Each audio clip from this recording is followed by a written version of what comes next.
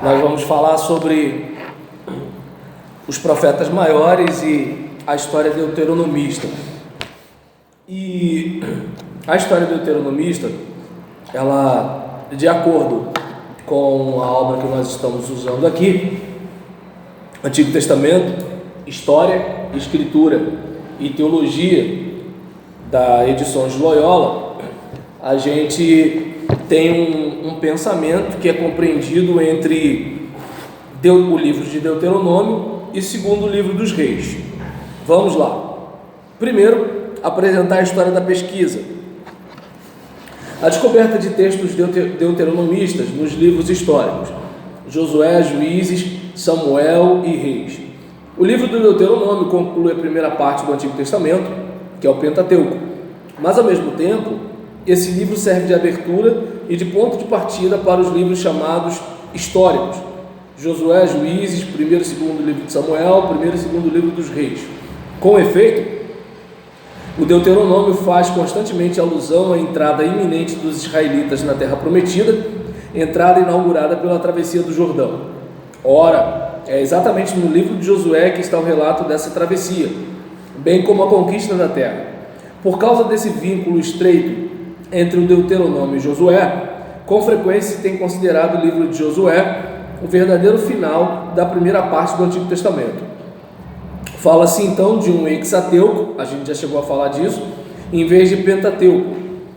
Entretanto, o Deuteronômio não prepara apenas a história da conquista de Josué, mas igualmente as épocas seguintes, como mostra, por exemplo, a exortação de Deuteronômio, capítulo 6, versículo 12 a 15, que diz, cuida de não esqueceres o Senhor, que te fez sair da terra do Egito, da casa da servidão.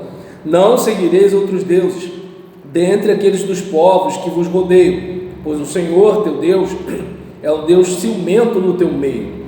Cuida, para que a cólera do Senhor, teu Deus, não se inflame contra ti, e que ele não te extermine da superfície da terra. Ora, os comportamentos denunciados aqui são precisamente aqueles que caracterizam os israelitas no período anárquico descrito pelo livro dos Juízes. Eles abandonam o Senhor, o Deus de seus pais, que os fizeram sair da terra do Egito, e serviram a outros deuses, dentre os dos povos que habitavam em torno deles. A cólera do Senhor se inflamou contra Israel. Juízes capítulo 2, versículo 12 a 14.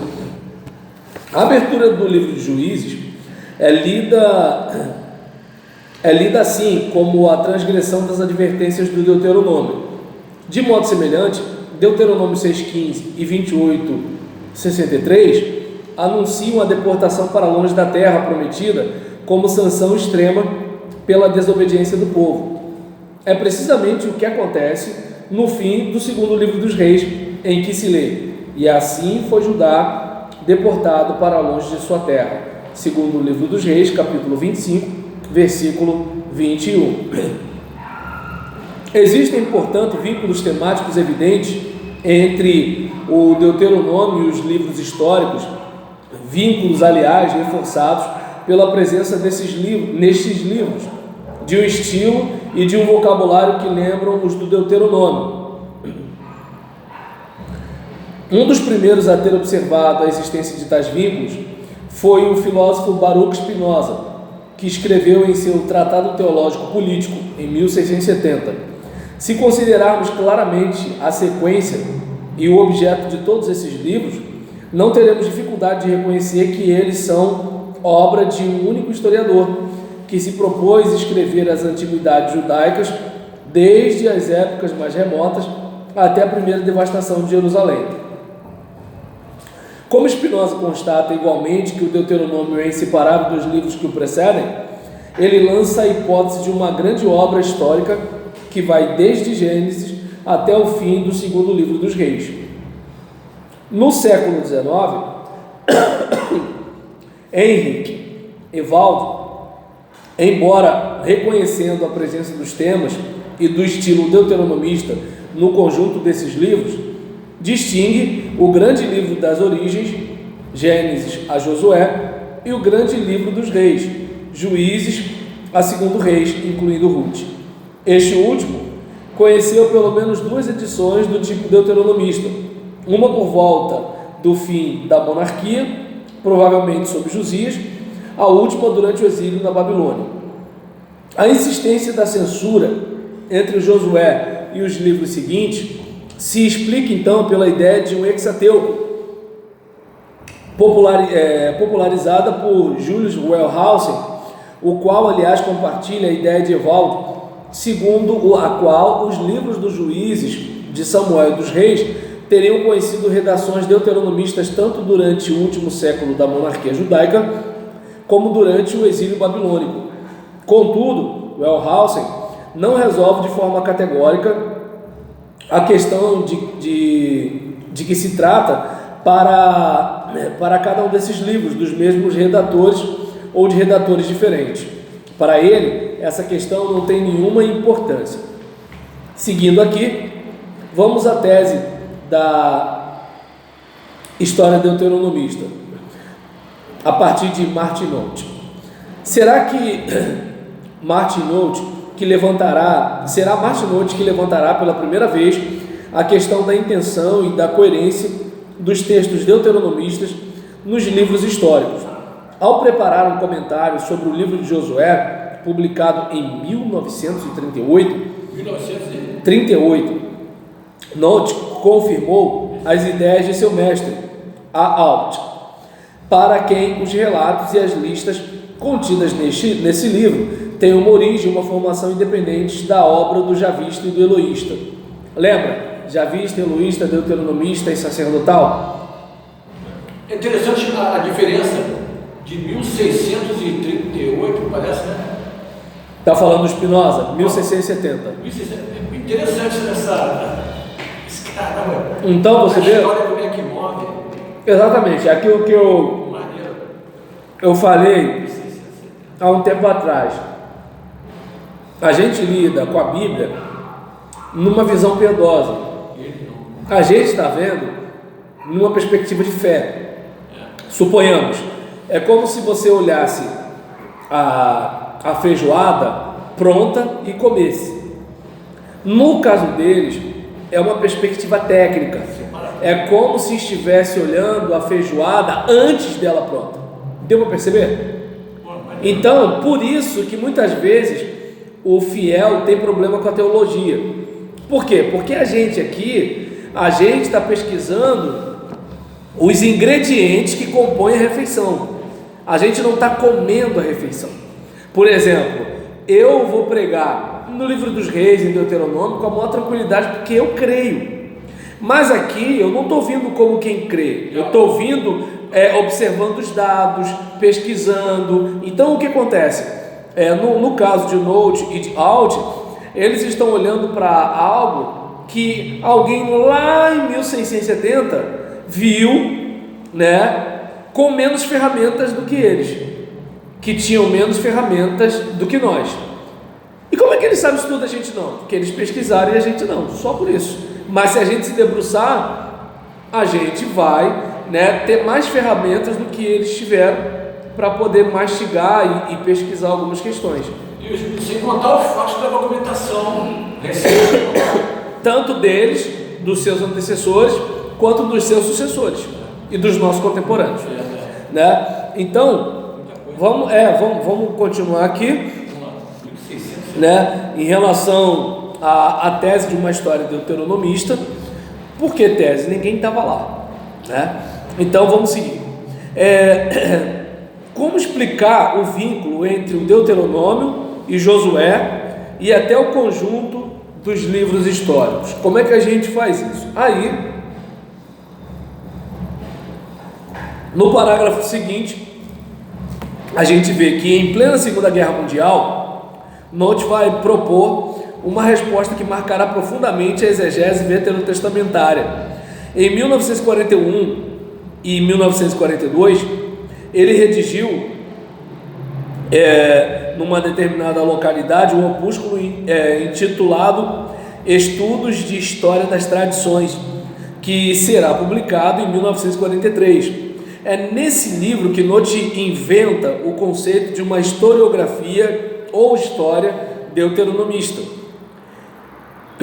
Aí nesse caso, que seria uma obra de um único autor deuteronomista, e ele começa destacando que ninguém contesta a presença nos livros históricos de passagens que testemunham um parentesco estreito com o Deuteronômio, quer no plano estilístico, ou seja, no estilo de escrita, quer no plano temático, ou seja, o assunto que é abordado. Para Note, trata-se especialmente dos seguintes textos: Josué, capítulo 1, versículo 1 a 6, retoques deuteronomistas dos relatos dos capítulos 2 a 11, e aí a gente tem também Josué, capítulo 12 e capítulo 23, os capítulos 13 a 22 foram acrescentados pouco depois do Deuteronômio. Juízes, capítulo 2, do versículo 6 ao versículo 11, por exemplo, capítulo 3, do versículo 7 ao 11, a gente tem retoques deuteronomistas nos relatos dos juízes, e aí fala, por exemplo, capítulo 3, versículos 2 a 15, capítulo 4, versículos 1 a 5, capítulo 6, versículo 1, capítulo 8, versículo 27 a 35, e a gente também tem Juízes 10, versículo 6 ao 16, Juízes 13, versículo 1, que pode fazer alusão aos capítulos, ao Deuteronômio, perdão, e considerando que os capítulos 13 a 21 foram acrescentados mais tarde. Primeiro e segundo livro de Samuel.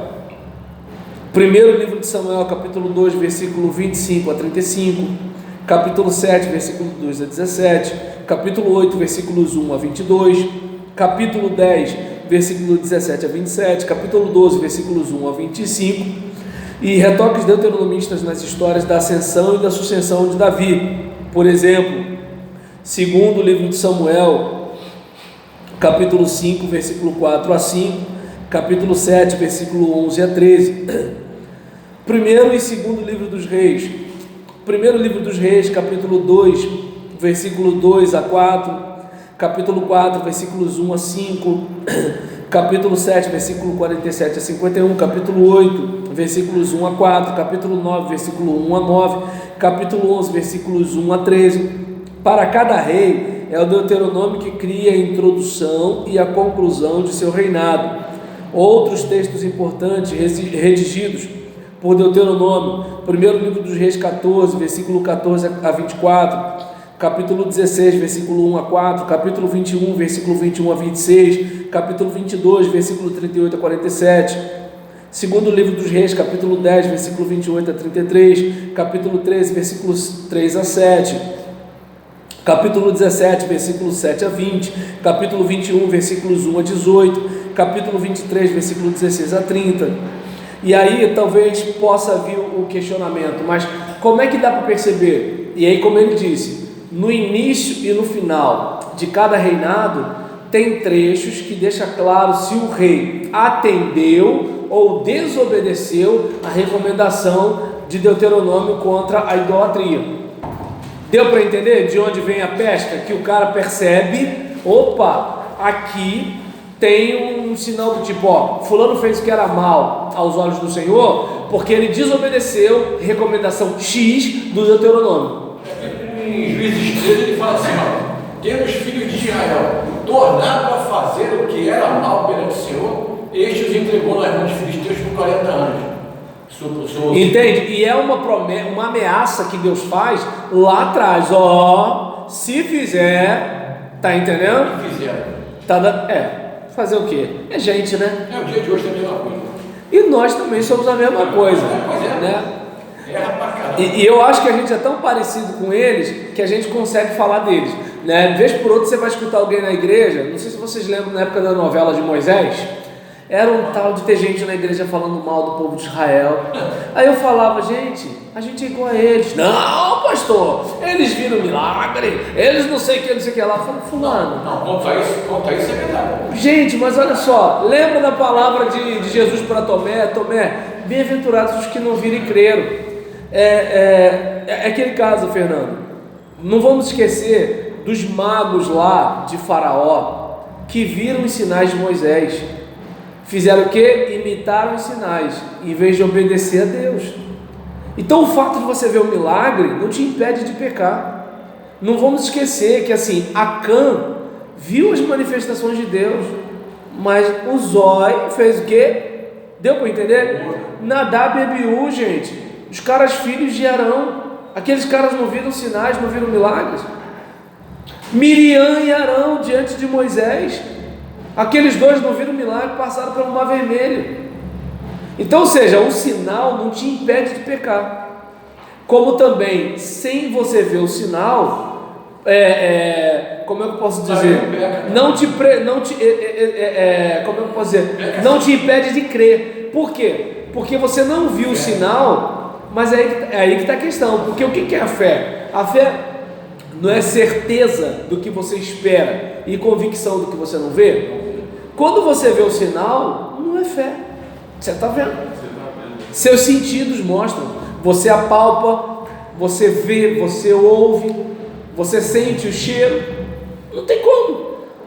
Fé é o seguinte: você não está vendo, você não está ouvindo, você não está cheirando, você não está provando. Está dando para entender? Aí é fé. Essa é a questão. Então, continuando aqui, vamos lá, deixa eu ajeitar aqui. Note e observa que as passagens do Deuteronomista, deixa eu ver aqui. Mas o senhor falou em fé, em questão de sinais, há mais. Tem agora foi mês passado. Mês passado Deus me deu uma visão. Eu vendo um corretor de imóveis, que toma conta dos imóveis também. Que você conhecia. Não, que eu tenho. Ele toma conta, me mostrou ele sentado e meu irmão. Uhum. Então Deus falou assim, ó, não confie neles. Mas escuta só. Ele não está assistindo o vídeo não. Então tá bom. Não, assim que eu falo.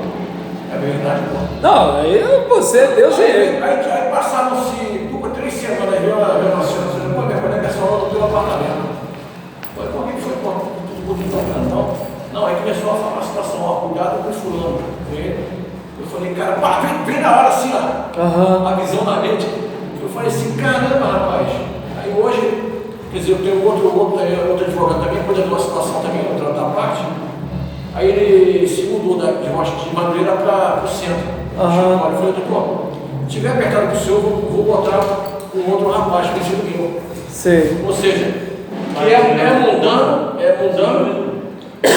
cresceu comigo, estudou comigo, conheço o caráter dos pais dele, eu falei, tem sua mãe, e vou deixar na mão dele, vou deixar na mão dele. Já é. Porque esses caras não dizem que são crentes, mas porra, a situação, velho. Mas aquele caso, né? A visão e a mulher confirmou, lava o olho com eles, estão sacos. Desde que não tenha sido Deus que falou isso pra você, tá tranquilo. Foi sua esposa, né? Então tudo beleza.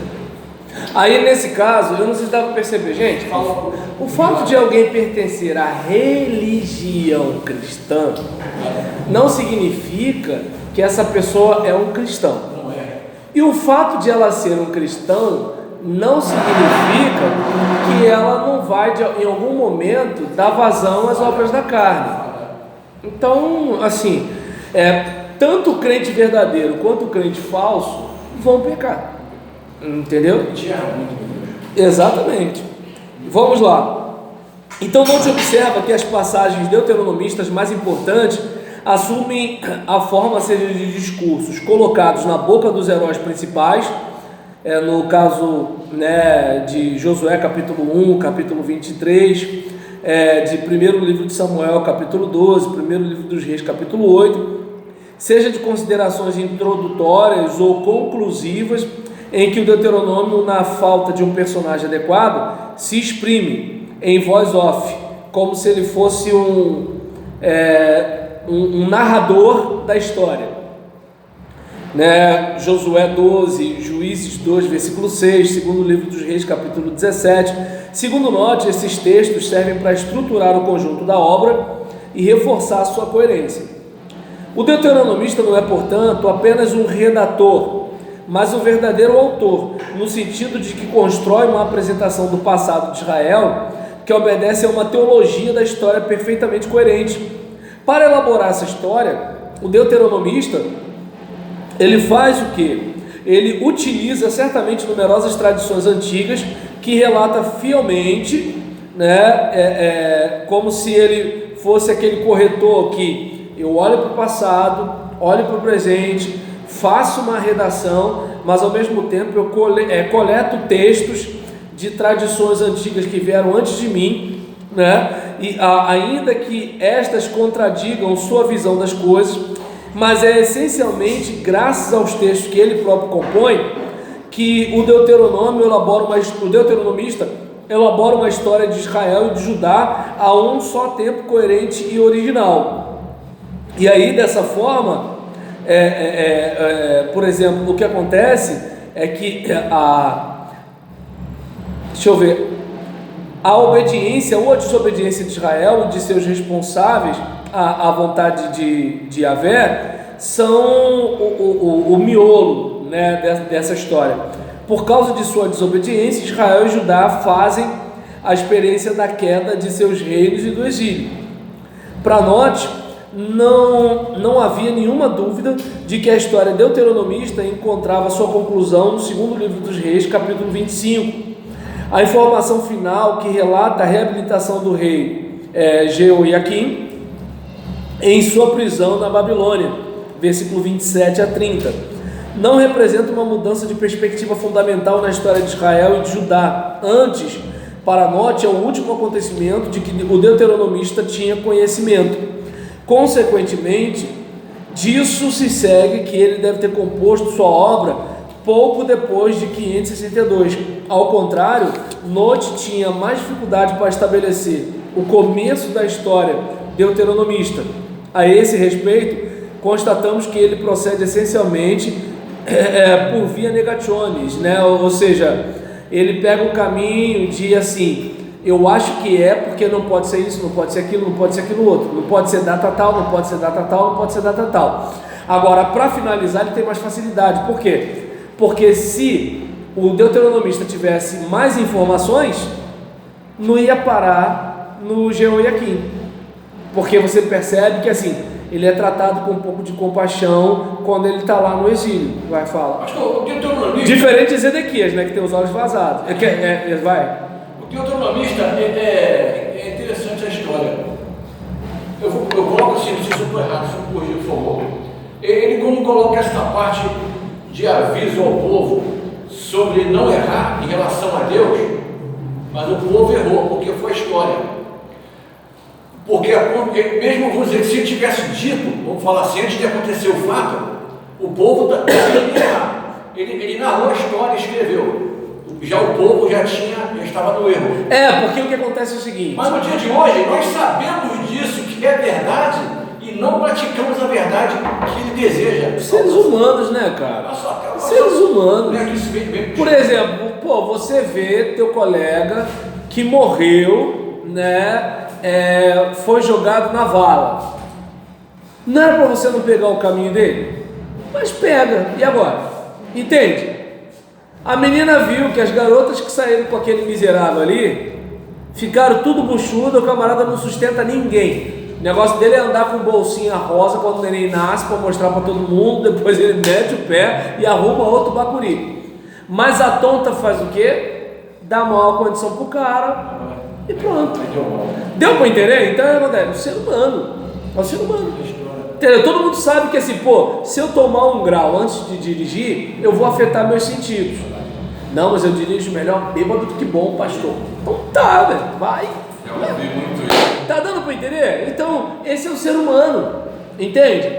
Cara, rapaz, lá desse negócio de droga, não. É só você comer. Se você comer, tiver forte, dá pra tudo, entendeu? Dá pra você Você usar de boa. Tá dando para entender? Então o que acontece? É desse jeito, é o ser humano, cara. É o ser humano. Rapaz, olha, não se envolve com aquela mulher ali e tal. Não, é só saber fazer. É porque fulano era bobo, Beltrano, não sei o que lá. Não é assim. Então é o ser humano, cara. É o ser humano. Entendeu? Aí, como diz o Ed Rock do Racionais MC, né? Malandragem é viver, pô. Tá entendendo? Então, é aquela questão de você, como eu posso dizer, a gente olhar, né, e verificar o seguinte: olha, não pega esse caminho, não é por causa de Deus. Deus até vai ficar triste, mas vai continuar sendo Deus. A questão é você mesmo, seu tonto. Deu para entender? A questão é essa é a questão. Então, vamos lá. E aí, nisso, deixa eu pegar aqui Oi. Segunda Reis aí. Tranquilo. Deixa eu pegar aqui.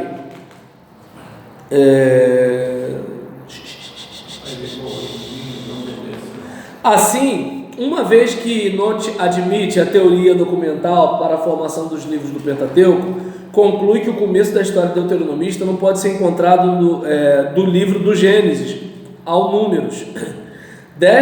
Resta então apenas o Deuteronômio, mas, deixa eu ver, mais exatamente Deuteronômio 1 a 3, que Note identifica como a abertura à história deuteronomista, redigida pelo deuteronomista. Este teria composto esta introdução do Deuteronômio primitivo, que está lá no capítulo 5 ao capítulo 30, cujas origens deveriam ser situadas no século VII antes de Cristo aproximadamente. O Deuteronômio teria em seguida redigido Deuteronômio 31 e 34, com o intuito de introduzir a conquista de Josué e de fazer do Deuteronômio a grade de leitura para a história seguinte. Por que o deuteronomista quer narrar essa história que termina com a catástrofe da captura de Jerusalém do exílio? Para Note, não há dúvida para a resposta. O deuteronomista procura, antes de tudo, explicar a destruição de Jerusalém e a deportação da corte real, bem como de uma parte da população judaica. Dessa maneira, esses acontecimentos aparecem como uma sanção de Yahvé em virtude da infidelidade do povo e de seus reis, que abandonaram continuamente Yahvé e suas leis para se voltar para outros deuses. Portanto, a queda de Judá não é sinal de fraqueza de Yahvé, que teria sido vencido pelos deuses do inimigo babilônio. Ao contrário, é o próprio Yahvé que escolhe punir o seu povo. Nesse sentido, podemos considerar a história deuteronomista uma teodiceia, uma explicação, um comentário a respeito da realidade do mal na vida do próprio povo de Israel. Para esse autor, o deuteronomista redige a sua história em algum lugar da Palestina, provavelmente na residência do governo judaico instalada pelos babilônios. Note considera o deuteronomista um intelectual solitário, não dependente de nenhuma instituição e não pertencendo nem ao clero nem aos círculos dos altos funcionários. Essa visão de um autor individual desvinculado de qualquer instituição corresponde certamente muito bem à própria situação intelectual de Note no contexto da Segunda Guerra Mundial, mas lhe falta singularmente realismo e profundidade do ponto de vista histórico. Entretanto, esse detalhe quase não afeta o resto da hipótese de Note, que conheceu especialmente após a segunda edição do livro, em 1957, um grande sucesso. Numerosos exegetas a retomaram, tal qual enquanto outros propuseram algumas modificações. A localização do deuteronomista na Palestina foi rapidamente questionada. Não era mais plausível ver o deuteronomista entre os intelectuais deportados para a Babilônia, até por comentar o fato do rei sendo tratado com benevolência pelo rei babilônio. Para ele ter essa informação, possivelmente ele teria que estar próximo àquele lugar. Mas alguém também não poderia ter estado lá dentro e transmitido para ele também? Também. Aí, por isso que é hipótese. Ninguém estava lá. E aí, nesse caso, deu para entender? Então, continuando aqui, e seria preciso enxergar a história deuteronomista como obra de um autor individual ou antes uma escola? que nem a gente faz com javista, eloísta e sacerdotal. Além disso, houve desde o início vozes críticas, entre as quais especialmente o Esfeld e a Weiser. Esfeld contestou, ou Eisfeld, não sei a pronúncia, contestou a possibilidade de atribuir a maioria dos textos deuteronomistas a um único redator. De fato, estes mostrariam numerosas tensões entre si. Por exemplo, Juízes 1 não está de acordo com Juízes 3. Josué 1:1 não está em acordo com Josué 3:2. Weiser, por sua vez, insistiu no caráter diferente das redações deuteronomistas em cada um dos livros históricos. Para ele, existe muito bem um meio deuteronomista, mas não uma história deuteronomista, como resultado de um projeto redacional global. Ao contrário, cada livro tem sua própria história, e o conjunto dos livros que vão do Deuteronômio aos livros dos reis não pode mais ser considerado uma obra historiográfica como Note imaginou. Contudo, essas contestações ficaram muito marginais na década de 60 e reapareceram apenas muito recente. A formulação da hipótese de Note, no entanto, deixaria inconclusas numerosas questões, especialmente certos textos da história deuteronomista parecem refletir uma perspectiva antes otimista sobre a realeza e, portanto, se compaginam mal com a datação neobabilônica adiantada por Note. Além disso, o próprio Note reconhecia a existência de acréscimos no texto da história deuteronomista, porém, ele nunca se preocupou com a possibilidade de esses acréscimos não serem isolados e dependerem, consequentemente, de uma redação coerente. Esses problemas estão especialmente na origem das duas modificações maiores feitas na hipótese da história deuteronomista, como Note havia formulado. E aí nisso, algumas modificações maiores da teoria notiana. Então, deixa eu ver aqui.